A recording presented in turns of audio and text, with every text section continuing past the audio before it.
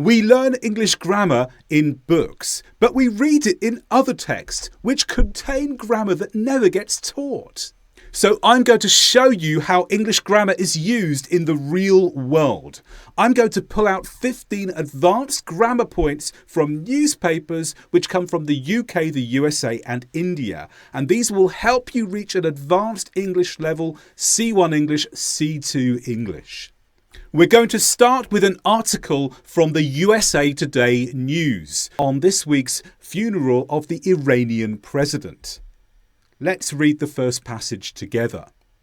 Iranian President Ibrahim Raisi, Foreign Minister Hossein Amir Abdullahian and other officials were killed in a helicopter crash in mountainous terrain near the Azerbaijan border, officials and state media announced Monday.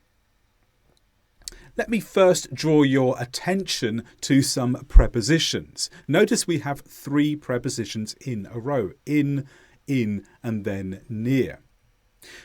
So what is common in real life English is that we use multiple prepositional phrases. A prepositional phrase contains a preposition followed by a noun phrase. This noun phrase could contain an article, an adjective or equivalent followed by the main noun. In grammar books, you'll often find that we teach you to use preposition phrases one preposition at a time. So we may have just included the first prepositional phrase, killed in a helicopter crash. But here we have 3 altogether. Killed in a helicopter crash in mountainous terrain near the Azerbaijan border. And it's important to know this if you are to read advanced English as it is expressed in the real world. We can often add multiple prepositional phrases, 1, 2, 3 and more, as we'll see as we go through this lesson, in a real life situation. Let's look now at the next feature. And here I'm going to highlight the final part of this sentence. Officials and state media announced Monday. This is what's called a participle phrase, but notice it comes after the main clause. Now, why is that? It's because it allows reporters such as the media to place key information first and additional information second. And something you're going to see throughout this video is how, when we want to put emphasis on a certain thing or a certain person, we will manipulate our grammar to make that happen. What is the purpose of this article? The main purpose of this article is to focus on the Iranian president and foreign minister. Therefore, we want them to be first and other things that are less important, such as what the announcements were, what the day was, to come after.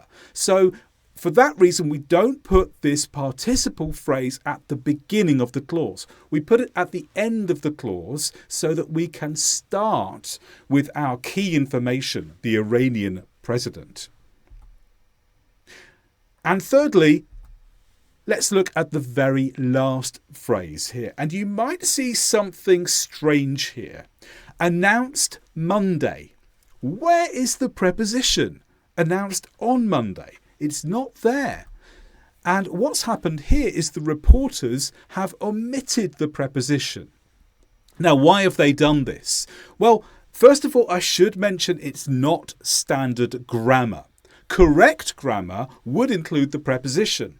But this is an official national newspaper. So this is language as it is being used.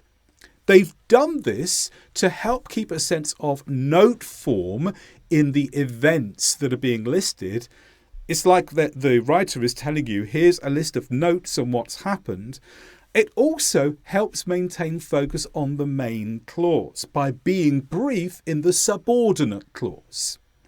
By using as few words as possible in the final clause, it prevents that final clause from taking focus away from the main clause, because the main clause is what we're really interested in, the fact that the Iranian president was killed in a helicopter crash. Okay, let's now make more progress with this article and read the next paragraph together. Raisi 63 and Amir Abdullahian 60 were travelling in a convoy of 3 helicopters from Iran's border with Azerbaijan in the country's mountainous northwest after inaugurating a joint dam project. The helicopter went down in heavy fog in a remote area Sunday, and search operations were hindered by the fog, blizzard conditions and difficult terrain. The bodies of all 8 on board were found Monday. Now notice these numbers after the names. Raisi, 63, and what's happened here is we're adding extra information as a noun. So we can just quickly slip in some extra descriptive information after names or things to explain more about them. If we were using full grammar, then we would have used a relative clause. Who was 63? Who was 60? But again, to keep it brief and to keep the emphasis back on the names of the people we're interested in, we keep it as short as possible. We just slip in that number. Notice again all of these prepositional phrases. Here we have 6 in a row.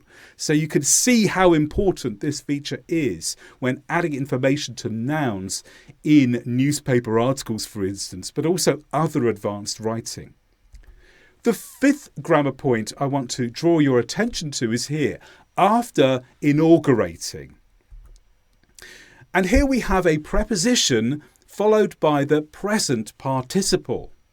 So the present participle is the verb inaugurate, which means to get something started, followed by the ing form. And we've done this as a way of including an activity as a description or as background. So by including it after a preposition, it means we can add it to the full noun phrase, to the full sentence, without having to have a completely new sentence. But it turns this verb into something with noun qualities by adding the ing on. But it shows it's an activity that describes the rest of the noun or the sentence. But let me draw your attention to one more grammar feature from this newspaper article. Search operations were hindered. The bodies of all 8 on board were found. What's the grammar feature here? It's the passive, and you'll find there's considerable use of the passive in advanced reporting. In a passive sentence, the object comes first. In a normal active sentence, we have subject, verb, object. We found the president. But in the passive sentence, the object comes first. The president, followed by the verb, which has to be in front of it, was found. And then the subject is optional, which can be left out completely. Why is this? Well, again, it keeps key information at the front of the sentence. For example, in the final sentence, we're interested in the people who died, not who found them. The bodies of all 8 on board, the president, the foreign minister and the others. We're interested in them, so we put them at the front of the sentence. How do we make that happen, but still talk about the fact that people were looking for them and found them?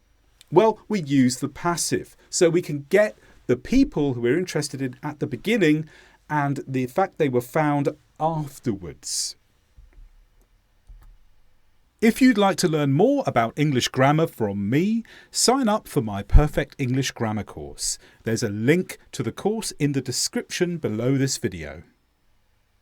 Now let's move on to the Hindu paper, a common English paper in India. We're going to progress a bit further during the week, and now preparations for the funeral are being made. Let's read together. Iran on May 23 prepared to inter its late president at the holiest site for Shiite Muslims in the Islamic Republic, a final sign of respect for a protege of Iran's supreme leader killed in a helicopter crash earlier this week. Now, the word inter means bury in a tomb. We don't use it that much in the US or in British English, probably because we don't bury people in tombs. But that's what it means, bury someone in a tomb.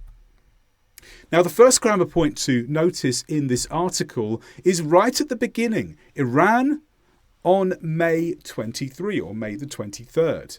And you may think to yourself, why is it in that position? But it's here as a demonstration of varial positioning of phrases with adverb quality. On May the 23rd could have gone at the beginning of the sentence. It could have gone at the end of the sentence. But here it's been placed in a different position. Perhaps because the date has a little bit more importance, the writer has decided to put it after the word Iran. Adverb phrases can go in many places. Sometimes there are rules telling you where to place them, and sometimes you have freedom. Now, I must note that this kind of positioning is not common in US and British English. The 8th point follows... No.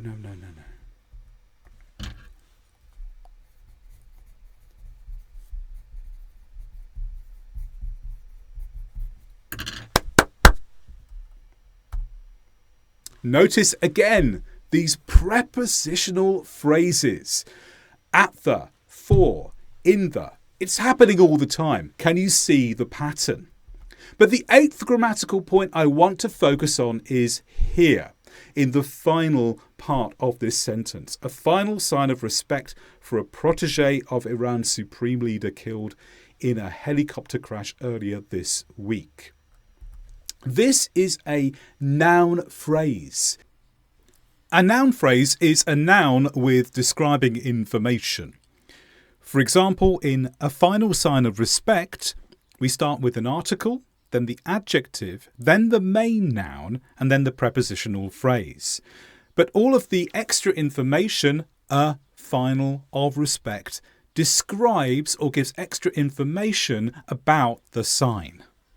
Yet again, the writer is trying to add information that we need to know, but some of the information is more important than others. So the most important information goes in the main clause, which is the first one, Iran into its late president. But then there's this extra bit of information the writer wants you to know. Rather than create a new clause, which would lead you away from the first clause, Iran enters its late president. The writer wants you to keep that in your mind. To make sure you keep that in your mind and follow the extra information they want you to read, they instead reorganize the information in a noun phrase. How do we know it's a noun phrase? Well, it begins with a final sign. If it was a full clause, it would probably be written, this was a final sign. And as you go through the noun phrase, you'll see that you get to the word killed, which we'll come to in a moment. Here it is not the actual verb being conjugated. Here it's another abbreviation. Let's go on to this feature then as our 9th point. This is a reduced relative clause. Iran's supreme leader killed. What it should have read was Iran's supreme leader who was killed. But because it refers to the same subject, we can omit who was. Iran's supreme leader who was killed was the same subject. It's also the Iran supreme leader. So we can reduce the relative clause. Now, only do this with supporting information after the main noun. If this was the start of a sentence, then you need to use commas before the defining information. So let's say it's the start of the sentence, Iran's supreme leader, comma, killed in a helicopter crash earlier this week, comma, was being entered, for example. So it would need to be different if it was the start of the sentence, but because it's a noun phrase at the end of the sentence, we can do things differently. Let's go on to the next paragraph in this article from The Hindu. President Ephraim Raisi's burial at the Imam Reza Shrine at Mashhad caps days of processionals through much of Iran, seeking to bolster the country's theocracy after the crash killing him, the country's foreign minister, and 6 others. Notice again these prepositional phrases. They keep coming up everywhere. And also notice another long phrase at the end of the sentence. And once again, it's trying to organize information so that the key bits, the president, maintains its place at the front of the sentence. So your eyes and ears are drawn towards what the writer wants you to focus on, which is the president. But here's the 10th grammatical point. You might find this phrase interesting. After the crash, killing him. Now, this here is a noun followed by the present participle. Not a preposition, but this time a noun. There's a similar principle to when we looked at the preposition followed by the present participle. Remember, the present participle is the verb kill followed by ing. And here, killing him is an activity affecting him. And it's another clause avoidance strategy. What's the alternative here? We could have said, after the crash, that killed him. But as soon as we have that followed by the verb, we are introducing a new clause. And for the English thinker, as soon as you see a new clause, your attention gets moved forward to the new clause. If we avoid a new clause and instead keep the information as a phrase, the English thinker just puts this phrase in the context of the clause that came before. The effect is that the original clause keeps the focus of the reader. So clause plus phrase, your focus is on the clause and the phrase is additional information. Clause plus clause, you focus on this clause and then your attention diverts to the next clause. So it's a clever trick that writers use to focus your attention where they want it to go. It's all about where the writer wants you to look. Let's move on to our final newspaper, which comes from the United Kingdom. And now we've moved on to the funeral of the Iranian president. Let's read the first part of this article together. Tens of thousands of Iranians attended the Tehran funeral of the Iranian president, Ebrahim Raisi, whose death in a helicopter crash on a fog-shrouded mountain on Sunday has opened up a potentially volatile moment in Iranian politics. Focus first of all on this, Tehran funeral. Now, the word funeral is a noun, but Tehran is surely a noun as well. What's important to notice here is that we have flexibility with what we call an adjective. Tehran is being used as an adjective here. Why? Because anything can be an adjective if it serves the purpose of describing something. We aren't restricted to what the dictionary says is an adjective. So let's think about this. It's a funeral. What describes this funeral? Well, it's in Tehran.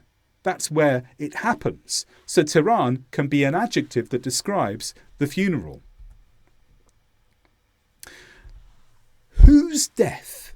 Now notice here that we have not reduced the relative clause. And sometimes we can't do it. This is one of those occasions. Here, it is a possessive relative pronoun, whose. And we cannot reduce this relative pronoun. If we do that, we lose this sense of meaning. Notice again these preposition phrases. In a helicopter crash, on a fog-shrouded mountain, on Sunday. But what about this little phrase here? Fog-shrouded mountain. How did we come up with this phrase? What does it mean? Well, here we have the use of a hyphenated noun-verb combination, and it's turned into an adjective. Let's look at the different elements of this phrase. So we have fog, which is a noun, and we'll see that the fog does the action here. Then we have shrouded. That comes from the verb shroud, which means cover. This is the action. And then we have mountain, the thing affected by the action. It sounds like a simple sentence, subject, verb, object.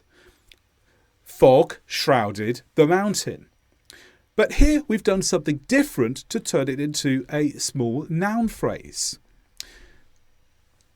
Instead of writing a mountain that was shrouded in fog, or fog shrouded the mountain, what we've done is we have made the phrase mirror or have the same grammatical features as the other parts of the prepositional phrases in the list. It helps us keep the pattern going. In a helicopter crash, on a fog-shrouded mountain, on Sunday. So preposition, noun phrase. Preposition, noun phrase. Preposition, noun phrase. And by turning fog and shrouded into an adjective, which is a hyphenated noun-verb combination, it helps it to become that noun phrase. On a fog-shrouded mountain, on a noun phrase. So this change helps the flow of prepositional phrases in describing the situation. Let's look at the final paragraph. Let's read that together before I introduce points 14 and 15. Amid chaotic crowd scenes, the coffins of those killed were shown to the people gathered for the funeral as the Supreme Leader, Ayatollah Ali Khamenei, led prayers at the University of Tehran, where he embraced Razi's grandchildren and urged Iranians to remember a devoted servant. Let's begin with the first part here, amid chaotic crowd scenes. And it's interesting they've used the word amid. And they've done this because in advanced writing, report writing, we want to use a range of terms. And here we've got a wide range of time indicators. Amid really means during or in the middle of, but those are quite common and general. So we've picked something a little bit less frequent instead to help maintain the richness of the text. And finally, remember a devoted servant. Now, you may be familiar with remember going before another verb. Remember seeing this. Remember to do that. But in this case, we have remember followed by a noun. And there are verbs that can be followed by nouns or other verbs. So it's important to remember that flexibility when including a verb or reading a verb. It may not follow just one pattern. There can be other patterns that follow the verb.